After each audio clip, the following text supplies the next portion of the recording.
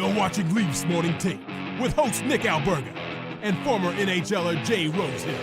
The show starts now. All right, what's good, everybody? It is Monday, November 18th, the Monday edition of Leafs Morning Take. What's going on, Rosie? The Monday edition, man. It's always nice to start these weeks after a nice little weekend of W's for the Maple Leafs. Yeah, it's been busy for the Buds, but the next little while going to be very quiet. So a lot of content-filling time for yours truly and the one and only Jay Rosehill. A lot of questions stemming from this weekend, not from the game though. How was Bruce Springsteen? Yeah, it's pretty damn good. Went and checked out the Boss.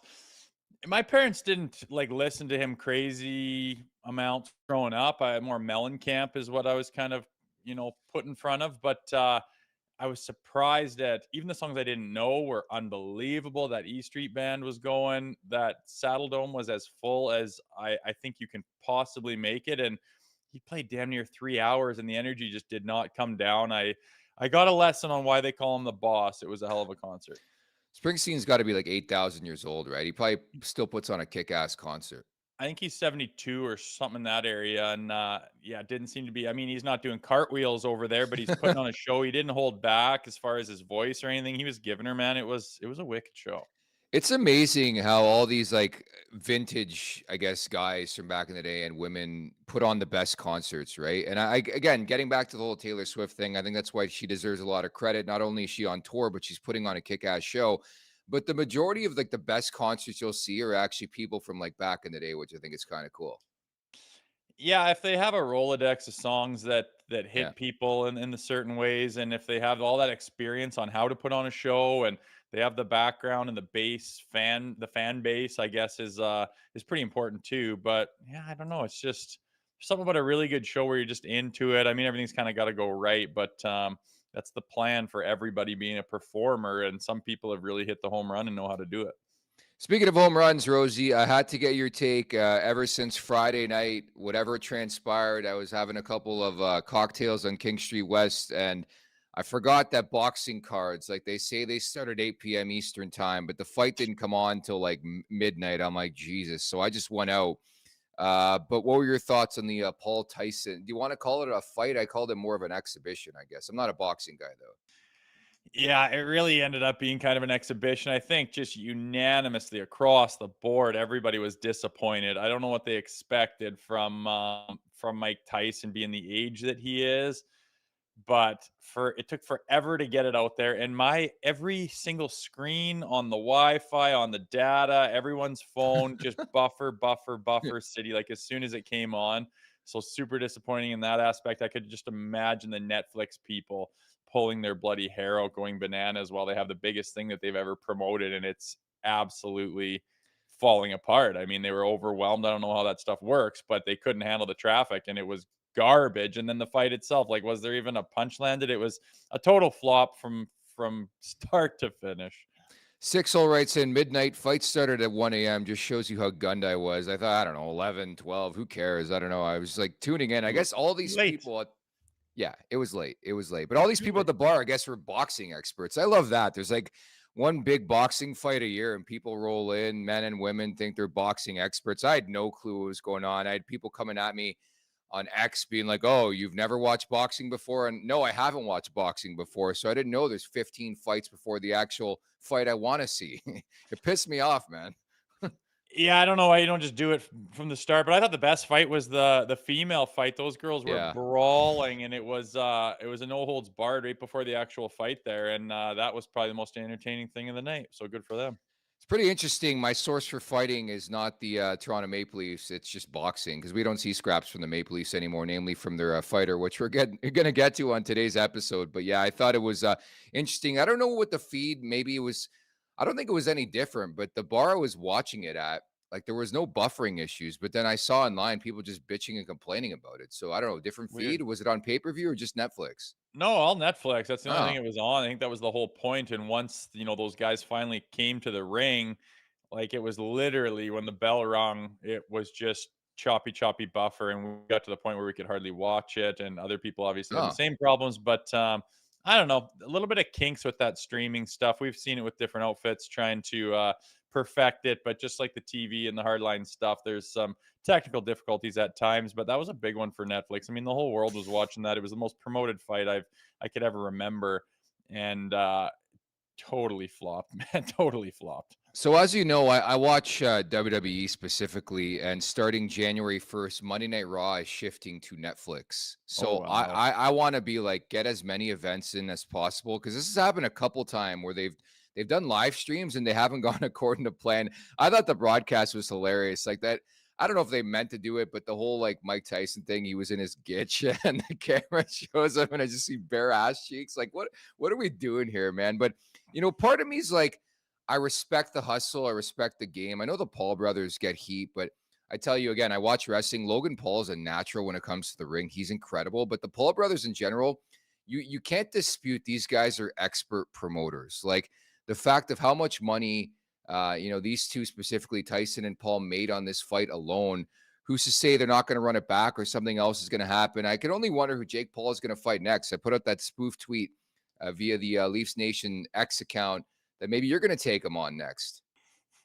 I think I hate training too much to get involved in something like that. That's the one thing I respect out of those guys, Jake Paul, whatever. Yeah. Say what you want. YouTube, I could give a rip. It's kind of something I don't really put a lot of time or thought into. But the fact that guy's gone into that space without a whole lot of, experience and just said, I'm going to go full tilt and train my arse off and get into these fights with these guys that are, more and more legit all the time.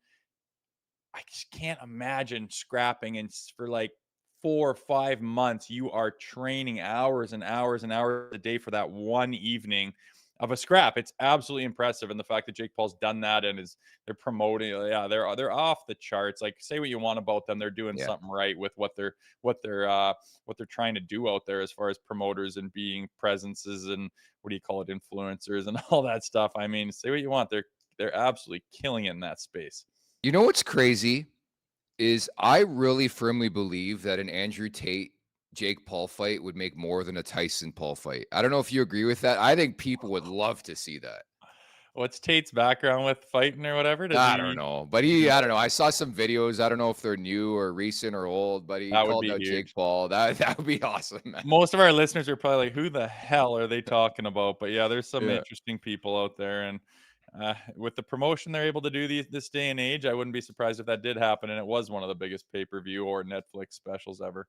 I had to get your takes on all this because, again, I'm not a big boxing guy, but obviously was tuned in over the weekend. There was a lot happening. There was UFC. There was the Maple Leafs game. So lots to cover on today's podcast. Leafs Nation, we know you've got thoughts, takes, and opinions, and now's your chance to share them. Please hit that link in our show description or in the YouTube chat that I'm about to post here and fill out our quick survey. Not only will you help us build the content you actually want to see, but you're also throwing your hat in the ring to win a $250 Fanatics gift card. And guess what? We've got multiple ones to give away here, Rosie. It's a quick minute of your time that could score you something super sweet. Don't wait. This chance ends on November 29th. So maybe there's a lot of people who don't want to hear us talk about a Jake Paul fight. Yeah, let us know. We just are looking for literally some feedback on what's liked and what you want to see more of, what direction you want this thing to go, what do you dislike. So feel free to take your shots at Nick all you want. Leave me out of it, though. And maybe I can participate. I'll take that gift card, too. Maybe I'll fill it out myself. They'll be pissed off at Nation Network if they see my name in the winner's box, but I'll see if I can sneak one through. Fair enough. I always catch strays in the chat. It's a rite of passage at this point. Vicus Patronus, thank you so much for the super chat. Have a great weekend, guys. Hopefully something great will happen in your lives. I think you may have a great week. The weekend just happened. But Vicus, we love you. Thank you so much for the super chat. Make sure to get those super chats in at the Leafs Nation 401. Hit that subscribe button. Hammer that like button. Leafs Morning Take wherever you find your podcast. Make sure to leave us a 5-star review. And don't forget to visit theleafsnation.com. Prime Monday Night Hockey on Prime Video is here, the exclusive home for the NHL on Monday nights in Canada. Coming up tonight, La Belle Province. It's an all-Canadian matchup as the Habs host Connor McDavid and the Edmonton Oilers. You can watch Prime Monday Night Hockey on Prime Video at no added cost to your membership. Just check out the sports section when you're inside the app. If you currently don't have a Prime membership, you can sign up for a 30-day free trial. Additionally, students are able to sign up for a 6-month free trial at amazon.ca/Amazon Prime. Prime Monday Night Hockey. It's on Monday. It's on Prime. So looking forward to the Habs and the Oilers. We just saw the Oilers over the weekend, a very impressive OT win for the Leafs. We'll get to that in mere moments, but we have to start with the lead story. A 5-game suspension for Ryan Reaves. Once again, go check out Jay Rosehill's video from Sunday where he broke it down. I thought he brought some elite points to the table, but I was curious to find out that Reeves will forfeit nearly $36,000. I think it's like 35.1, but that's a good chunk of change, man. Yeah, 5 days worth before tax. It's the way she goes out there. It's I mean, the hit was big. Everything about it just screamed, oh, that's going to be suspended. It is Ryan Reaves, so he stands out like a sore thumb. You're not going to get the benefit of the doubt when you're like an enforcer type who has a history of suspensions. I don't think he has a history of being a dirty player, but he plays hard and aggressive and physical. Therefore, playing as long as he has in that style, you're probably going to have some history of catching a guy with the wrong hit or having to go out there and take care of business in some way, shape, or form, get suspended for it. All of a sudden, he's a repeat offender. The hit, everything about the hit's ugly. The guy's, I mean, it hits him right in the head and completely misses his body, right? He stays down. He's bleeding all down his face and all over his white jersey. He leaves and doesn't come back. Good chance he has a concussion. You're going to get suspended. I don't think anyone was surprised. And, I don't think it's malicious. It happens so fast. I just, again, you put it down in micro slow motion and dissect all the angles. Yeah, pretty easy to do to say, oh, he elevated here to catch his head. Watch it in real time. Boom, boom, boom. It's over. Like, it happens very fast. You're trying to get a piece of that big body. You're both moving at quite the rate of speed on two blades. If you catch his head and his shoulder are inches away from each other, like, he tried to hit a big old fat body check. And if Darnell Nurse was prepared for it and had his head or scanned the ice or paid attention to what was coming around the other side of the net like you're supposed to as a D-man, that would have been a nothing play. Very worst, it would have been he gets rocked and Ryan Reaves lays a big old body check on it. That could have been just a simple body check. A, if Ryan Reaves actually caught the body, and B, if Darnell Nurse had his head up. It wouldn't have been anything. But the way it went with his head was completely down, didn't protect himself or be prepared for a body check whatsoever. Ryan Reaves clips his head.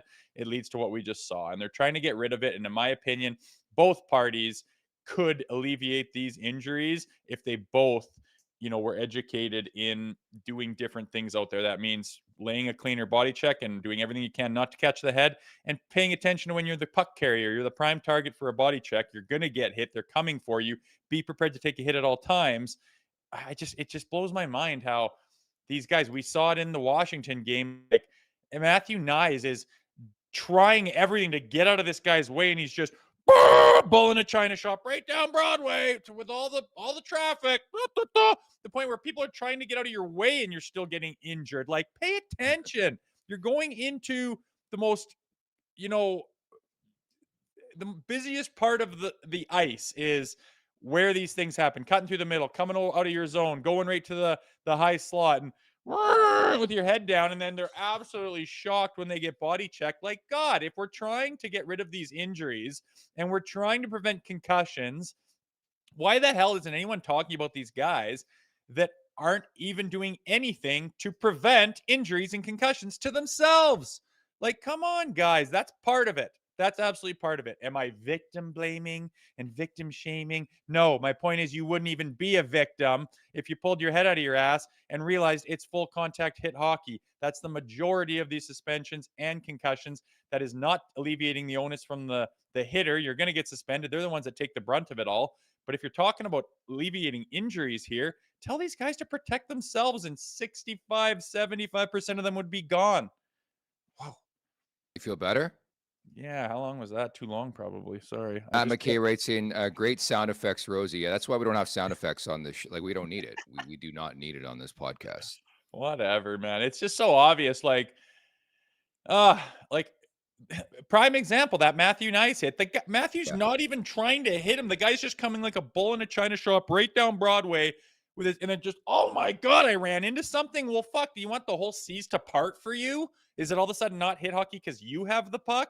Guys that aren't even trying to hit you are injuring you. That's a problem. Wake up. Like, protect yourself as well. There's just like in boxing, protect yourself at all times. This is full contact sport. People just forget that somehow. I thought it was the perfect storm. I had the unique opportunity to see it in real time. I was watching the play very closely. Actually, I saw Ryan Reaves. He like peeled to his left, and I think he turned to his right. Saw Nurse pick up the puck, and I'm like, in my mind, when you're just thinking, you're like, oh crap, like he's gonna go finish his check here. I don't think Nurse sees him. I don't know what he was doing. I think you're so right. Like, first and foremost, you got to keep your head up. I mean, that's rule number one. I think when you learn hit hockey, is you got to embrace and be ready for a hit at all times. And Nurse just put himself in a very vulnerable position. I just think the way his body was positioned too, the hit looked way bigger than it was. Like, I had some people messaging me who just are not Ryan Reeves fans or Leafs fans in general. Throw the book at this guy. I don't buy that. I don't think there was any malice, any intent. Guy was finishing his check, and quite frankly, he caught a guy with his head down, right? And when you have one of the biggest boys in the league and Ryan Reeves connecting on a hit, that's what's going to happen. But I think both guys were at fault. Like, I know you don't want to blame Darnell Nurse, and we wish him a very speedy recovery, but I think there's got to be a level of like, yeah, like you've got to put yourself in a better position. But that's not a Nurse thing. This is a league problem. Guys don't expect to get hit anymore, Rosie. Well, and like I'm not arguing the Reeves suspension. It's a valid suspension. Yeah. It's warranted. He hit him right in the head. There's a picture of his head completely twisted back. Like it's a suspension. The guys that do the hitting are always going to eat it, the brunt of it. Yeah, rightfully so. No one wants those hits. No one wants a guy to get hit in the head. You have to do everything you can to not hit a guy in the head like that. And if you do, you're going to pay the piper. I'm not disputing that. And to clip my last little rant there, you can make it sound like I think this is all on Darnell Nurse. I'm not some caveman that thinks you should just be running around headhunting guys. I agree with the suspension. It's warranted. He's going to pay the piper. I expected it. I would expect it if I threw the hit. But my point is, it wouldn't even have happened if the guy was ready to take the hit. And I'm not saying suspend Darnell Nurse. I understand you suspend the guy that made the hit. I'm just saying this wouldn't have even happened if he was prepared to take a hit. And if that hurts your feelings or you think, oh, you can't blame the victim, he's hurt. Yeah, I'm not blaming him, but I can tell him that he wouldn't be in that position if he protected himself. And I bet you Darnell, he's a rough and tumble D-man who throws big hits and can protect himself all the time. I bet you he'll be the first one to say, put myself in a bad spot there. Yeah. And I would have just got rocked on a clean body check and just been kind of embarrassed if he didn't catch my head. He caught my head and I was completely out and now I'm hurt. There's two sides of the story. And the bottom line is, if both the things didn't happen, if Revo didn't hit his head and if he was prepared to take a check, it would be a non-issue. It would be an absolutely normal hockey play, but it's not because those two things come and collide. But my point is, everyone just talks about Revo. Yeah, you're wrong, Revo. Yeah, you get your 5-game suspension. Yeah, we don't want that in the league. Rightfully so. But there's another side to the story that no one talks about. And if you want to alleviate the injuries, you got to talk about that too. Accountability for sure. You were so bang on. And again, that pissed me off beyond belief is like, especially the folks in Edmonton. Ryan Reaves, not a hockey player, shouldn't be on the ice, blah, blah, blah. I think there was a bigger focus on this. A, it was Toronto, Hockey Night in Canada, and B, who the player delivering the hit was Ryan Reaves, man. Because again, watching in real time, yeah, it was a big hit, but 20 years ago, dude, we would be celebrating and parading in the streets. What a body check. Like, the game has changed so much where it's like, God forbid we see a big check. And granted, I agree with you. 5-game suspension, very worthy, head contact, all that. But keep your head up, man. Like, it's the mindset of a player has changed so much in the last 15 to 20 years. And granted, the rules, I think, protect the players too, where it's like, you're playing hockey. This is not like baseball, you know? Well, that's kind of the thing. It's like these players are playing as if they are untouchable, as if you cannot hit me. You can't hit me right now. And that's a big problem in a full contact sport. If players think I'm going to put myself in vulnerable positions all the time because then I'm not eligible to be hit. This game's very fast. You can't stop on a dime. You think Ryan Reaves can stop his 228 pounds at the drop of a dime? If a guy turns his back on him or comes right down Broadway or all of a sudden leads with his head. Not saying, again, like you got to do everything you can not to hit the guy's head. But if the whole point is to get rid of these injuries, then why wouldn't you also address the fact that, hey, boys, quit skating down the wall with your head up. Quit wheeling the net without shoulder checking. Quit doing cutbacks along the wall at the last second, right when you feel pressure. You're going to get pasted from behind, and it's really dangerous. You're in control of your actions as well. And you can have a part in preventing these headshots and these injuries in a full contact sport by being ready to take contact. And that has gone out the window. And a lot of these times, I'm not saying the Ryan Reaves one, like he missed him and hit his head. You're going to get Yeah. suspended. But there's a lot of these situations and injuries where it's like, God, like you know you're getting hit there. Why wouldn't you suck up to the glass or bump up with your shoulder or get ready to absorb the hit? You just completely act like you're untouchable and like you're ineligible to be hit. And then you're in shock when you do get hit and it is your head. Like it's not, I don't know. To me, I'm just like, why would you? I would never put myself in that position. And because of that, I, was, your hands get a little stonier and you're not quite, and you're ready to brace all the time, ready to take contact almost to a fault. But these guys act like it's completely non-hit hockey and are shocked. And I'm just like, I don't get where that comes from. And I think it's a culture thing. You think the rules protect you, but they don't. It's full contact hockey and guys can't always pinpoint where your head's going to be. So pick it up and be ready for contact. You know what I thought was fascinating? How quickly the NHL came to a decision. The hearing went out on Sunday morning. 3 hours later, suspension handed out. It's over. Remember Morgan Riley, dude? It took like 3 weeks, it felt like, to hand out a decision on Morgan Riley. This one was done in less than 24 hours. I think they got it right. There's been no Yeah. controversy really about suspensions this year. I don't think there's been, a lot of instances where you are even reviewing hits and plays, which is a good thing. This one, I think it was unanimous. It's going to be a suspension.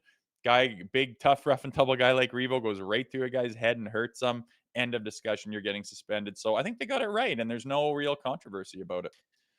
I know they're not the team we cover. What did you think of the response by Edmonton or lack thereof? What are you going to do, I guess? I mean, you've been in that position, I'm sure, in your career where you're the toughest guy on the ice. So, like, did you have any issues with what they did after the hit?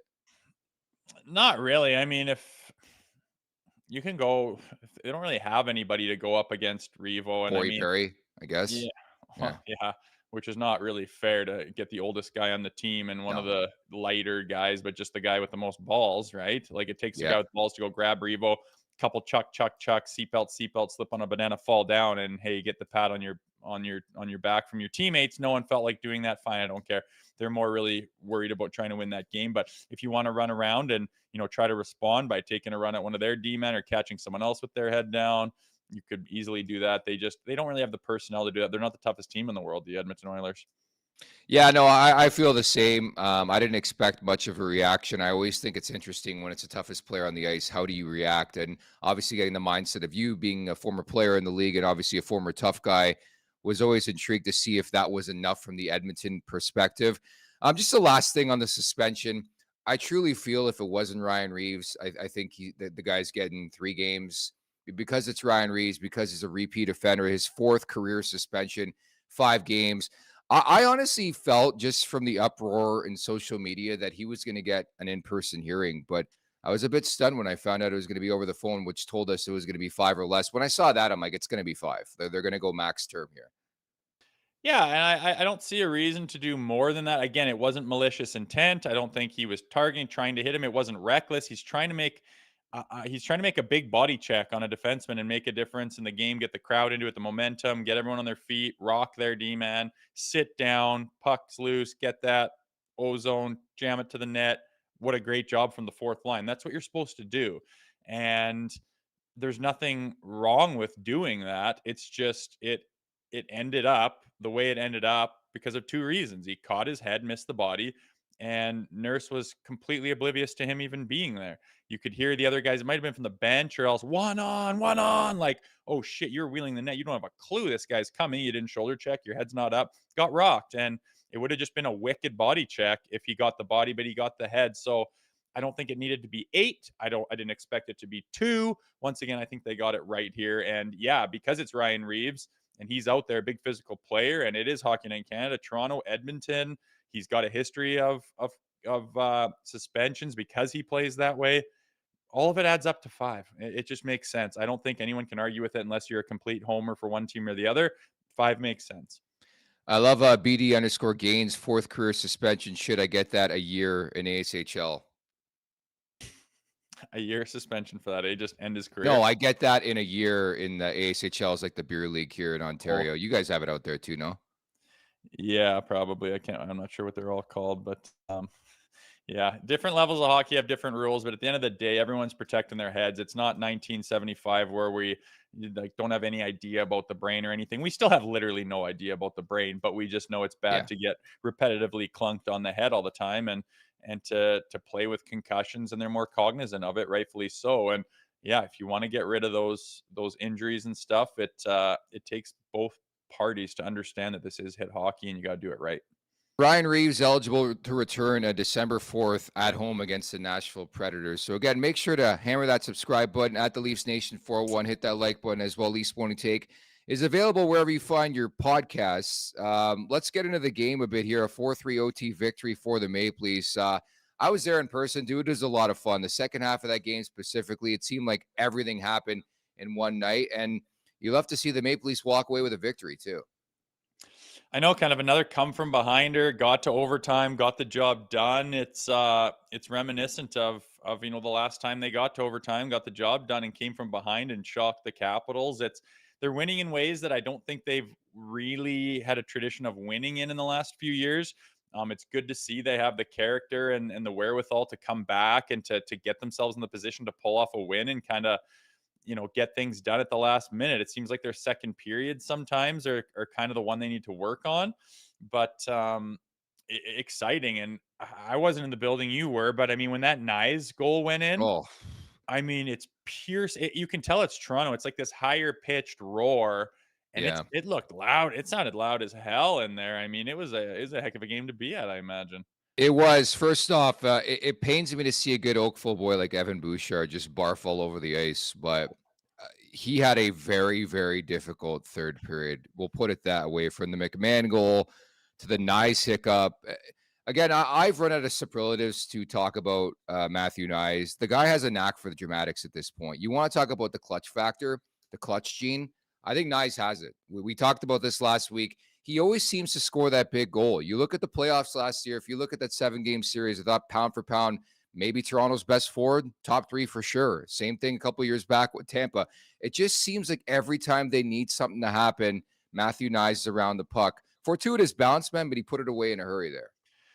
Yeah, I mean, it's just a matter of capitalizing on your chances. I mean, if he rings that thing high and hits the glass or puts it off his pad into the corner, we don't even remember the play, but he buries it. I mean, that's what he does. He gets opportunities and buries them. That's why he gets the opportunity on the power plays and playing with the players he does, is because he's proven to be that guy. And rightfully so, he's in those situations because he's able to finish. And I don't know, can't predict the future, but I would not be surprised if in the playoffs this year he comes up with a big one, a big overtime win, a series clincher, whatever it might be. I think he's got it in him to have that big moment and to capitalize on it and get the job done, which is an unbelievable thing you want from a guy on your team, especially in his second year in the National Hockey League.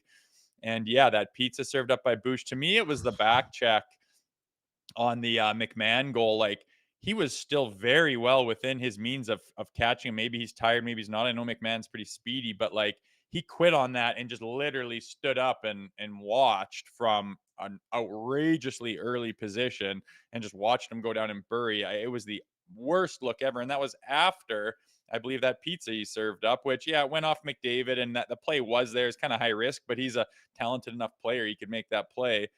And he just screwed it up and ended up at the back of the net. But this is the ugly one for me. I'm done. Watch, screw this. Are you kidding me, man? If you want the last 3 hard strides and to dive and try to get a piece of the puck, you could have. He didn't even bother. That's an ugly look from a guy that's looking for how many million this year? I was going to say, if I might cut this clip, send it to the Oilers when they're negotiating, and this guy wants 9.5 sheets per year. Just bring up that shift and be like, no, buddy, like $9.5 million a year, you're giving it every shift. That was a tough look, but it's been sort of the stance on Evan Bouchard early on in his career. Great offensive defenseman, but again, there's a lot lacking defensively. You have to credit the Leafs for putting some heat on Edmonton's blue line, like Bob McMahon utilizing his speed. It's hard to believe, and I was sitting in the press box over the weekend talking to a couple people. I'm like, it's hard to believe this guy was a healthy scratch for the season opener. Like, his game hasn't been perfect this year, but seems to score goals, which this team needs secondary scoring. He's on pace for 27 has 6 on the year, scored 2 over the weekend against the Oilers. But utilizing that speed, he's very powerful, Rosie. Yeah, McMahon, right? Yeah.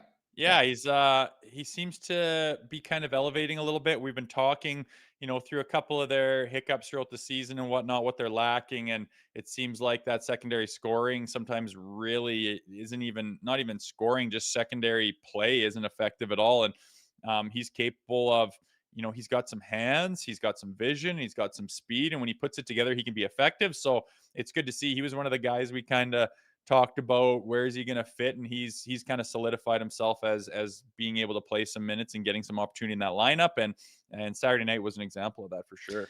Couple of things that really stuck out for me in the game. I don't know if you want to call them Jay Rosehill turning points or not, but like the big kill down 2-1, Reeves takes that match penalty. They kill off a full 5-minute penalty, which the PK has been a great story. Lane Lambert's done a great job throughout the early season here. Obviously, the 5-on-3, like it was another example of the power play. I thought the first power play in the first period, the Leafs snapped it around. After that, I thought it was lacking big time. You got to credit Edmonton for the PK. Like special teams was a story, a pretty significant story over the weekend. But it's always cool seeing like two behemoths, the way I view Edmonton and Toronto, going toe for toe or toe to toe and watching the game unfold the way it did over the weekend. Just the shifts in momentum back and forth was crazy. Yeah, I think they match up for a really interesting game because they can have absolute fireworks, but they have deficiencies in certain amounts of games. Sometimes they lean too much on certain people. I think you're going to notice that personally. Call me a homer if you want, but I think the Leafs are more well-rounded than the Oilers are. I think their goaltending is better this year. They just don't have Connor McDavid, or they have an Austin Matthews and they have Willie and they have Mitch, but like Draisaitl and McDavid together, I mean, they can do a lot of damage. And when their D was short up a little bit last year in the playoffs and they got some goaltending, you can see what they were capable of. But in the past, traditionally and historically, in the last recent memory, they've been similar teams with some shaky goaltending and some D that might not get it done. They rely too much on their big dogs. If they don't score, they're screwed. And a bit of a yo-yo with how good their good is and how bad their bad can be. So figured it'd be a good matchup, and it didn't disappoint with a pretty exciting game. And obviously with the Leafs coming out on top, that was the cherry on top for Leafs Nation. Any issues late in the game? McDavid sort of swatting away John Tavares' stick. Like, I don't want to be a stickler when it comes to penalties, but late in the game, it's pretty blatant, and then they end up scoring like seconds after that.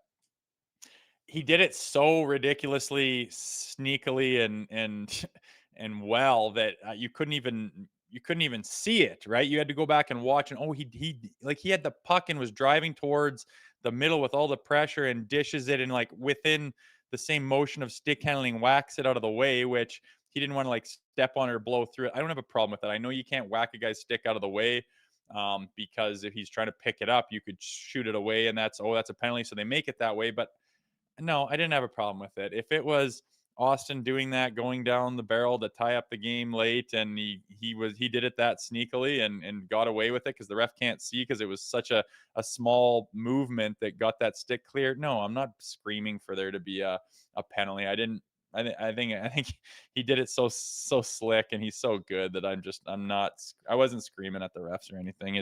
They missed it, and it was very, very subtle. So too bad. At the Leafs Nation 401, hit that subscribe button, hit that like button. We got some breaking news here via Leafs PR on X.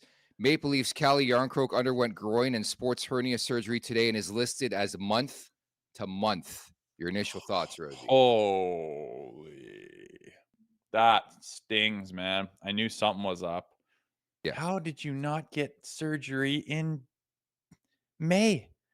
Yeah. Like, weren't you hurt back then too? Yeah. How long has he been hurt now? What a devastating blow to the Leafs, to his career. Like, not that he can't come back and be just fine, but like, man, talk about setback after setback, obviously, to the point where they're like, "Hey, you're so bad, we're just gonna go in there and get work done on you." And now month to month, we've been talking about their depth and their experience and their reliability at certain positions. And he was a guy that we were waiting on to come back in and maybe fulfill some of that and round it out in a little bit more of a solid way. And obviously that's not happening now. So definitely a blow for the Toronto Maple Leafs forwards. That's tough to hear. Yeah, I was just curious, like, behind the scenes, like what transpired in training camp. I think he like correct me if I'm wrong in the chat, but I think he played like one preseason game and then we never saw or heard from Calle Yarncroke again. But if you recall last year, second half he was unhealthy.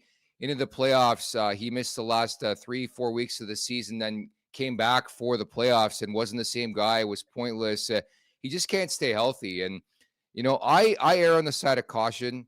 To me, maybe it's a positive that you look at a Yarncroke, get him healthy month to month. Maybe it's an LTIR thing. Maybe you leave him there until the playoffs. Like, I think it's a bullet to use in that chamber down the road. I hate to say that, but I'd rather get the guy right than have something lingering all season long. And obviously, that's what they've decided too. I don't think that they thought the problem obviously was, as I'm just going by what's happened. I'm not there to Yeah. listen, but obviously they didn't think the problem was worth surgery for a while, and they're trying to rehab it and get him back. And slower process, setback, not healing the right way. Oh, now I'm feeling this.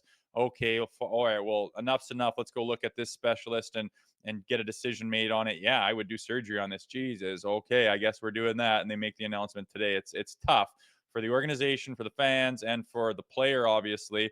But you go get it fixed up and let the doctors do their thing. More rehab. It's just more frustration for Calle Yarncroke, right? He's just got to be on that training table more. He's not in the room. He's not on the road. He's not with the boys. He's not playing the game he's paid to play, that he loves to play. It's brutal. It's just brutal, and it's frustrating. And I'm sure, between him and his family, he's in a very frustrated spot right now. But you get him fixed up, and like you say, maybe he gets it behind him, gets back, staying in shape as best as he can. And like you say, coming down the latter parts of the season into the playoffs, maybe he gets a chance to step in there, be effective, and he's 100% ready to go. It's just a tough way to go about it. That's for sure.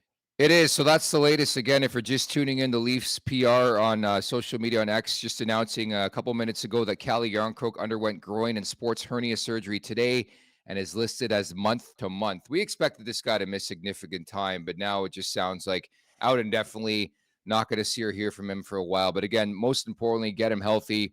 He's been going through a lot, like the last year alone, just to different injuries. If you recall, that weird fall into the boards hurt his wrist. It's been that type of role here for Calle Yarncroke, who early on, if you recall, year one of this 4-year deal, he had a career high in goals, and people are like, wow, this guy's so versatile. He was the most trusted forward for Sheldon Keefe. So it's a tough blow for Calle Yarncroke for sure here, Rosie. Yeah, it stings. He did a lot of things well and could have helped out the lineup, but it's part of the game, and they're going to be without him for several months. I mean, we're not going to see him until well into the new year, I'm sure. And even when he gets healthy, he's going to have to get in shape and get his timing back. And I'm thinking early spring, late winter is when he's going to be ready. And what the team looks like then, and how things are going, and what the roster's construction looks like, we'll have to wait and see. But yeah, a stingy blow for Yarncroke and for everyone else. And yeah, I guess he's going to be out of sight, out of mind for several months, as you hear. Getting back to the Edmonton game, I wanted to give some love for Chris Tanev, dude. He had 8 shot blocks. Watching a lot of the Leafs games this year, I don't know if it's a Tanev thing or some of the upgrades they made to this roster. It seems like the Leafs get in lanes a lot more than they ever have. Craig Berube, maybe it's a system, but Tanev, I do think that type of play is contagious. This guy will put his face in front of a puck. It is wild, but I just love Chris Tanev. Yeah, man, he's the style of play that he plays. It doesn't get you the first star all the time. You don't get all the accolades. It doesn't really always show up on the stat sheet at the end of the game. But as much as you may not notice unless you're really paying attention out there, if a team were to go and have a bunch of success and go on a run or do something special or win something or whatever, you don't notice him while it's happening, but afterwards you look back, and I think he's the kind of guy where you realize, holy, we probably don't do any of that without Chris Tanev back there. Like it comes to reality after the fact, where you look back and like it's now you can look back and go, how about Chris Tanev? And you're like, oh yeah. And you think about that and go, God, he is solid. How many shots does he block? How many minutes does he eat? He breaks up how many plays? Like those are the differences in games a lot of the time. And just because it's like you're not creating the chance and creating the fireworks, and the goal horn's not going off, and the crowd doesn't jump on their feet when you do something right.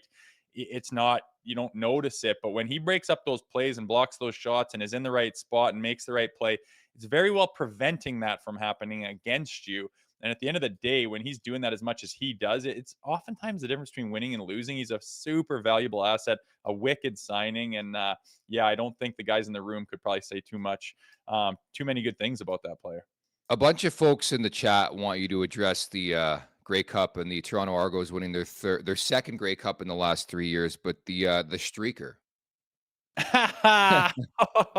She was streaking so hard, no shame whatsoever. Where were the security guards? Is this just so Canada? They're like, just do your thing, get the fuck off the field, and then we'll roll on with the game here. She's headed this way anyway. What do you go tackle her and she's buck naked? I don't know. She's headed off. Cops were waiting. It's just a weird sitch. Too funny. But yeah, Grey Cup was handed out yesterday. Blue Bombers lost third time in a row. That's rough. Yeah. I can't say I watch a whole lot of CFL. The rules to me are just set up for it to not really have that much of an audience, except for the diehards that have always been there. And yeah, I wish them well. And it's that Grey Cup is the second coolest trophy in the history of sports, without a doubt. Very cool. And yeah, congrats to Toronto for that one. Yeah, we didn't really mention that on the show, did we?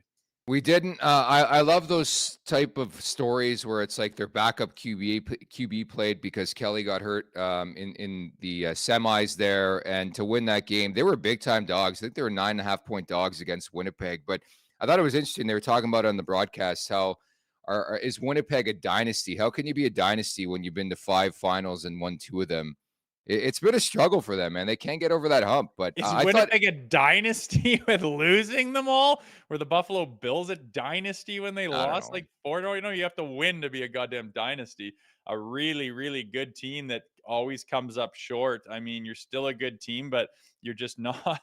You don't have anything to show for it, unfortunately. So no, not a dynasty. But it's a tough bounce for them, obviously. And it's one of those things where, yeah, they were favored, but this team they're playing always has their number, right? So tough situation. Obviously, it ended up in Toronto's favor. So another season capped off for the Canadian Football League. Yeah, nobody can say that Toronto sports doesn't win championships. So great on them. And Keith Pelly, of course, great seeing him on TV. Got the scarf on. He was excited to win. And the Toronto Argos, the CFL champs. And we broke down the streaker as well. I thought it was so Canadian that just no security guard in earshot. She just did her thing, got off the field, and they rolled on with the game. Tough transition, but I want to get your early thoughts on Yanni Hakanpaa. I think it's been a work in progress. I think he has looked like a guy who hasn't played much hockey in the last 6 to 8 months. He's never been known for his speed, but I do say they play Wednesday. I wouldn't be opposed to taking Hakanpaa out, bringing Benoit back in the lineup.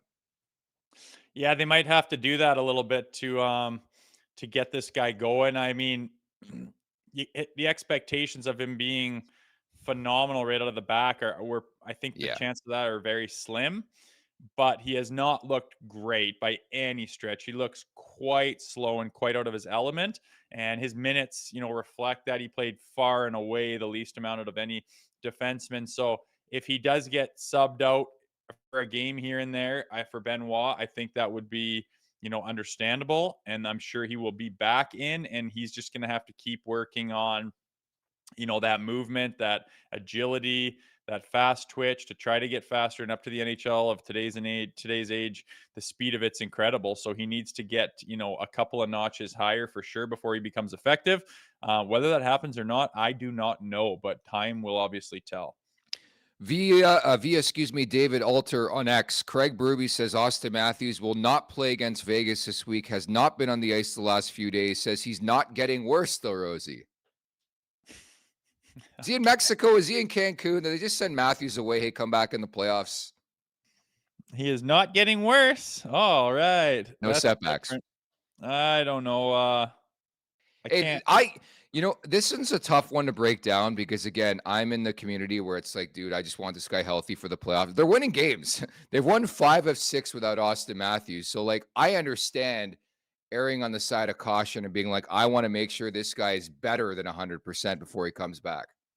Yeah, and I'm not worried about it. I'm just like, Jesus, what's going on with him? We're with 5-1 without him. There's no panic.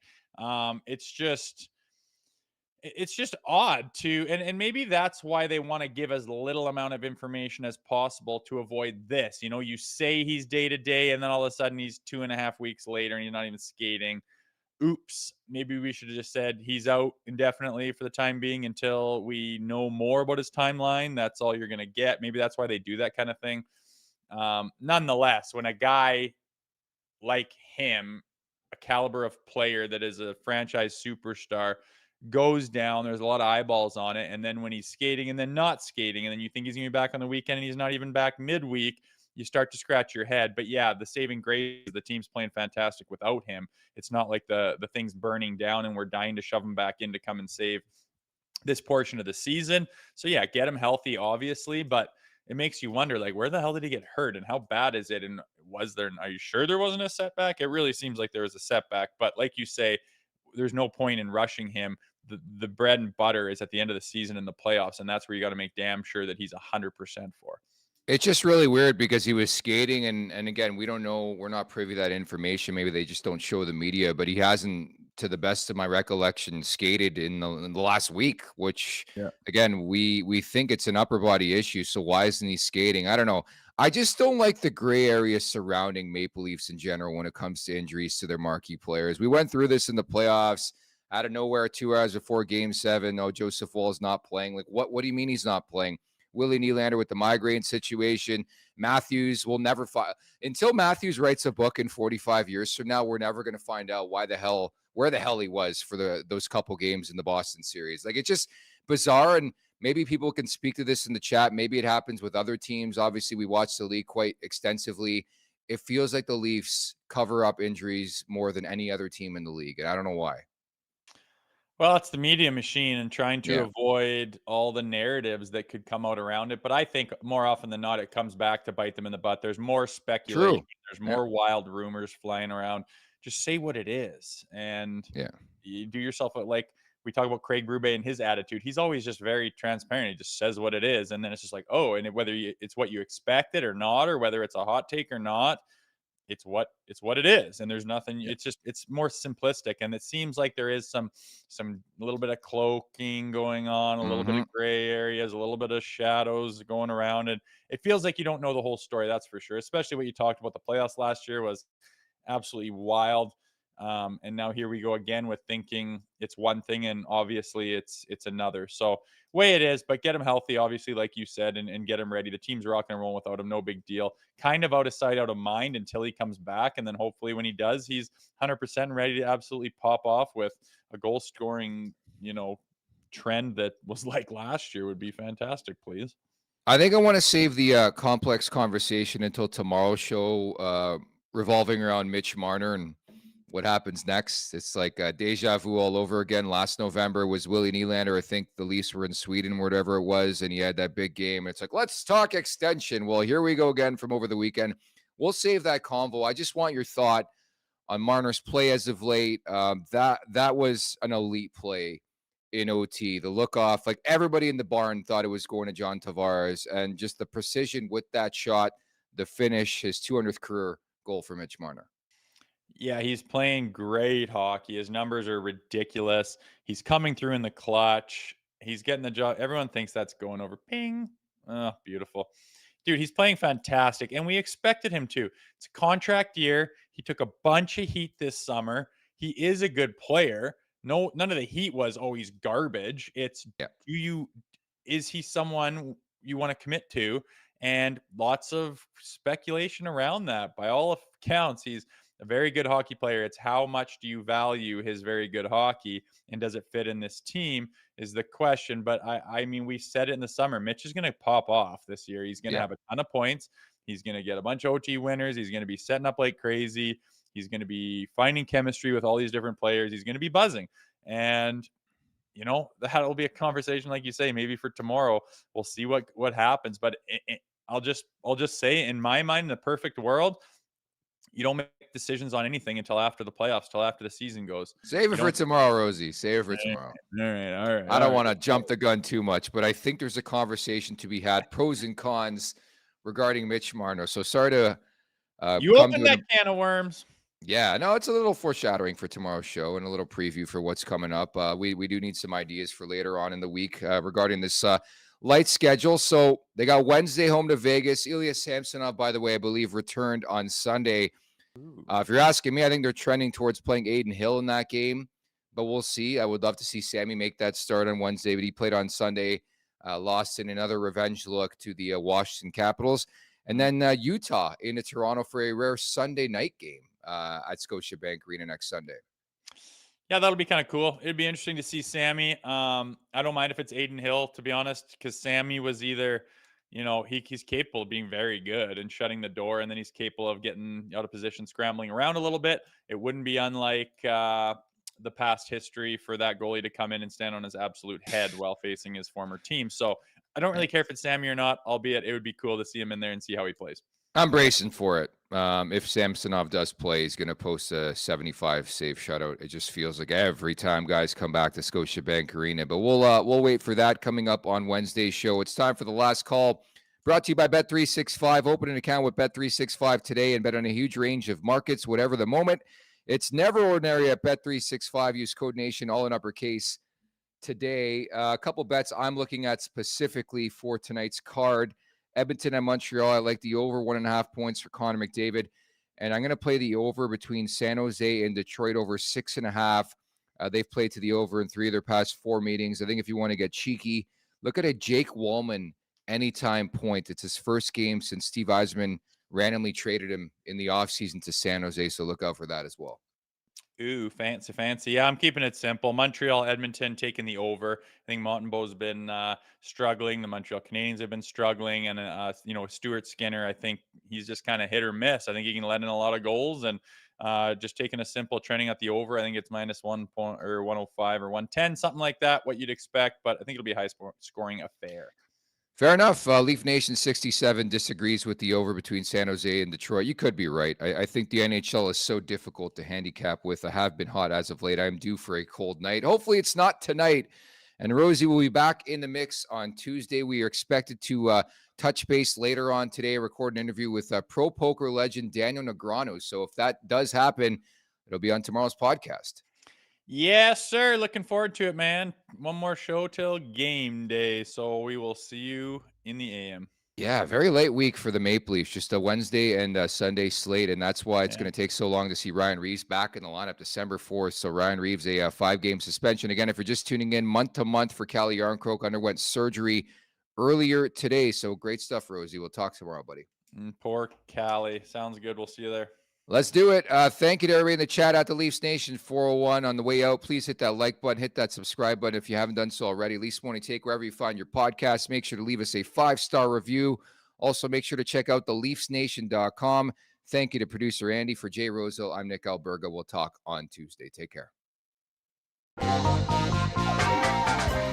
Make sure to check out more of our content right here on the Leafs Nation YouTube page. We got long-form interviews. We got clips. We got epic rants by Jay Rosehill. We simply have it all. And don't forget, you can find out much more at theleafsnation.com. Thanks so much.